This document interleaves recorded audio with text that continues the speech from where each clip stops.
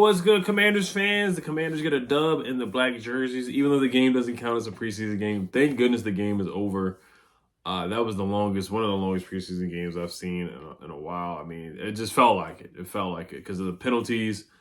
Every play, the refs were throwing a flag on the field. But this, honestly, the wide receiver room is wide open at this point. I don't know who's going to make it after Terry, Diami, Alameda, um, Luke. So that's 4, and then I got Jameson Crowder, and then that 6th spot is wide open. I don't think they keep 7 guys, but that 6th spot is wide open. Luke didn't play. All the guys that didn't play are locks. Clearly, like Diami didn't play, Luke didn't play, Terry didn't play. Yeah, Luke, Terry, Alameda, Diami. So 4 guys didn't play. I don't think Crowder suited up either. So he's a lot. Those 5 guys are locks to make the roster. But Pringle played. Martavis Bryant, a blast from the past. A blast from the past. A blast from 2015, 2016. Martavis Bryant gets a touchdown. So good for him. But Mitchell Tinsley played. Mitchell Tinsley had a good game too. But overall, just starting off, Jeff Driscoll, up and down game, the interception, didn't really separate himself to really make it over Mariota. So I don't see Jeff Driscoll making it.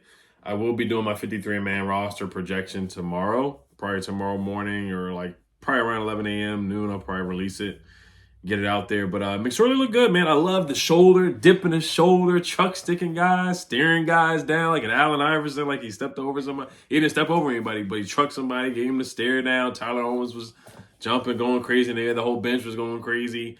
So that was fun to see. But Trace was airing it out. He was giving receivers chances to get the football down the field. Like Rosemary Jackson made a nice catch. And then Davion Davis forced a pass interference. Martavis Bryant forced 2 pass interferences. And he had a nice block on the outside for Michael Wiley to get the touchdown. Michael Wiley died for the pylon. I think Michael Wiley should make the roster over McNichols and Chris Rodriguez. Chris Rodriguez had a drop. I don't see him making the roster. Cole Turner basically did everything in his power to get himself cut and released. He had a drop, and then he had another drop, and then he had a holding penalty. So it was like 3 back-to-back-to-back, bad series for Cole Turner. So he's not making a roster, and he's a Ron Rivera pick. And he was a part of that trade where we traded back, where we could have got Chris Olave. So Jahan Dotson, not on the team anymore. Sam Howell traded, and then Cole Turner is going to be released. I think he's going to be released tomorrow. I don't think he's going to be released on cutdown day. I think they're just going to cut to the chase and release him, honestly, and just let him go. But he did make a nice 25-yard catch to redeem himself a little bit, but it's just not enough. And then he had a couple drops against the Dolphins as well to basically cement his releasing. And then in the joint practice, he had a drop, too, that led into an interception. So he's gone. I was a big Cole Turner fan, too. I really was his rookie season and sophomore season, but it just didn't work out. And then he was in Bieniemy's doghouse and just didn't get a lot of opportunities. He got injured in that training camp where he looked really good in training camp, and then it just fell off. The wheels fell off for him, unfortunately. Chris Rodriguez had a drop too on 4th and 2, and then also Michael Wiley had a nice 4th and 1 run too for a first down. So he 7 carries for 26 yards doesn't wow you, but he made enough plays for me to make the roster. Like I said, I told about the Marcus Rosemary-Jackson catch. I like that a lot. I think he should be on the practice squad. I think they should try to keep him on the team some way, somehow. Same thing with Mitchell Tinsley.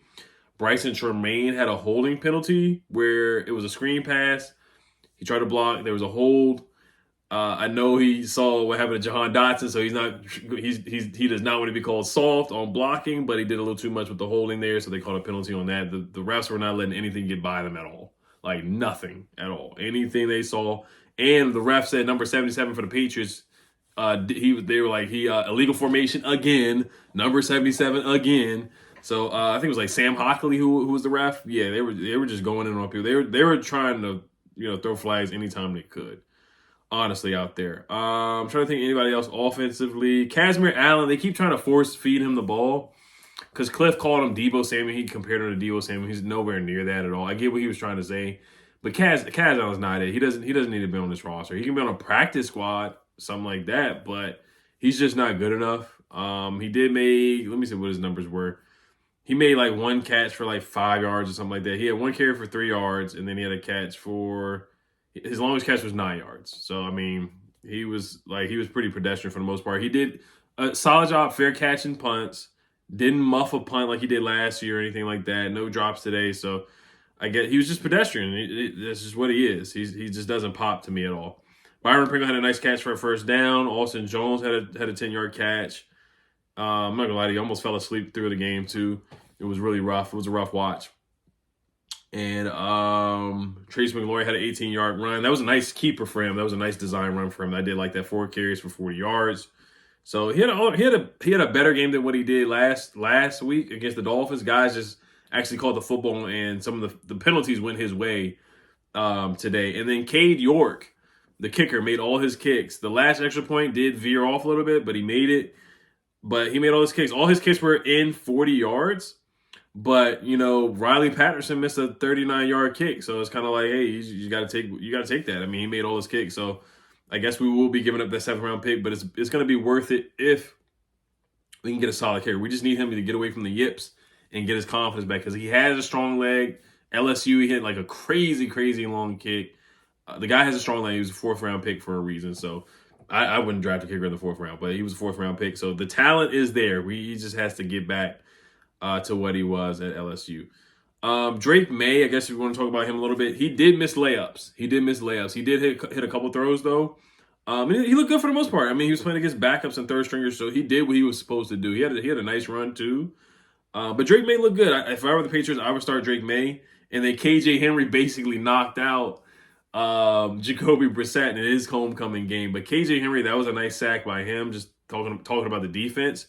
Now, people watching the games, Fadarian Mathis was in there in the 4th quarter. Jamin Davis was in there in the 4th quarter. Now, when people see guys in the 4th quarter, they always assume that this guy's going to be released. He's going to be cut. I don't know if that's the case. I don't think that's the case for Jamin Davis. I think he's a lock. I don't think Derek Forrest is going to make it, personally. I don't think he's going to make it. Percy Butler didn't suit up. He didn't play. That is something to look at. So I think Percy Butler's a lock to make the roster. They like Tyler Owens a lot, and they like Dominique Hampton. So I don't think Derek Forrest is going to make this roster. And once again, he's a Ron Rivera guy. Percy Butler's a Rivera guy, but Derek Forrest, I don't think he's going to make the roster. Ridgeway played well. 2 tackles for loss where he manhandled the left guard and just shoved him out the way and made a nice tackle for loss. He made another nice play for a tackle for loss. He had two TFLs. Noah I got cooked on one play. I think it was Jalen Polk that he gave up a pass to on a crosser. And then he missed the tackle for the touchdown. So Noah he might make the roster just because he was with Dan Quinn in Dallas and he's a good special teams guy. I think that's the only reason why he'll make the roster. And we're just short on cornerbacks. So after this game, personally, I wouldn't really want him on the roster, but just the numbers game with the corners, we just don't have a lot of depth there. And he has the familiarity with Dan Quinn and Joe Witt Jr. I think he's going to make the roster. Who else? Javonte Jean-Baptiste had a solid game, had a TFL, 6 tackles. Fadarian Mathis had a nice pass breakup, though. He had a tip pass, though. That was good. That was a good play by him. So Fadarian Mathis, he's making a case, man. Like, he's really on the bubble for me. But, man, I could see either way for him. Chiggy struggled. The UDFA corner, he had a pass interference, but he came back and made a nice play. And then Tyreek Castro-Fields was okay for the most part. He did get away because KJ Osborne dropped a pass that would have been like a 30-yard catch down the field. He tried to one-arm catch it, but he dropped it. That was on Tyreek Castro-Fields, so Tyreek Castro-Fields was very, very fortunate there. Colson Yankoff. Yankoff had a catch for a first down for 12 yards. So that was a good play by Yankoff to see a Yankoff sighting there. Very unique last name for Colson Yankoff has a very unique last name for sure. And then Sheldrick Redwine almost got the interception, the first turnover that we could have forced or possibly forced in the preseason because, Joe Witt Jr. has talked about forcing turnovers, ball is life. We just haven't seen it happen yet so far in the preseason. So hopefully that does change in the regular season. Let me look at my notes here real quick to make sure I didn't forget anything. I don't know where my Mac is going slow here, but it is what it is.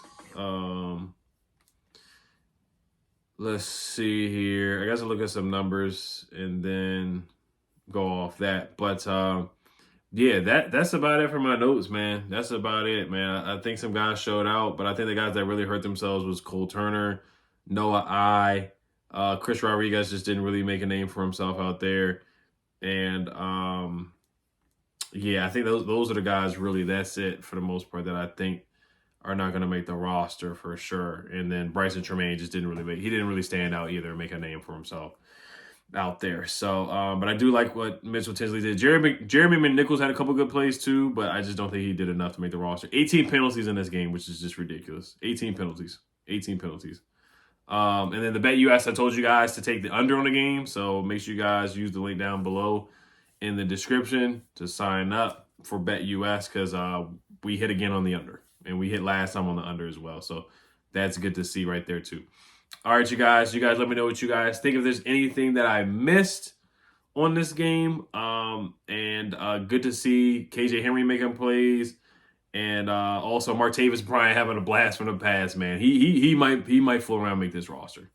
He really might. He really might fool around and make this roster. He might be the surprise guy, or not even a surprise, honestly. I think he has a decent chance to make the roster. I'll just say that. Where I didn't think he would make an impact at all and be on the roster, but I think he actually has a chance. All right, yeah, here's my notes here. Okay, you're Denforth turnover. McSorley throws touchdown to Martavis Bryant. We made a good stop on 4th and 4. I didn't see who made that stop. Davion Davis forced a pass interference too. He's probably going to be on the practice squad. And Jeff Driscoll threw the interception. That's what hurt his stop because a lot of people were like, "Oh, he's going to beat out Marcus Mariota," but that's what makes me think they're only going to keep 2 guys. I had them keeping 2 guys anyway, but I almost forgot about that interception that Jeff Driscoll threw, and that definitely has me making only 2 quarterbacks on the roster. There was a hands to the face too that they called. I can't remember who they called it on in the first half, and they said somebody hit Drake May on the with the hands to the face, and I thought that was a terrible call. I really do. That was awful. But that's about it for me, guys. I will be doing I'll probably be doing maybe studs and duds and a 53-man roster projection as well. You guys let me know what you guys think about this game. Hell, the Commanders. Peace.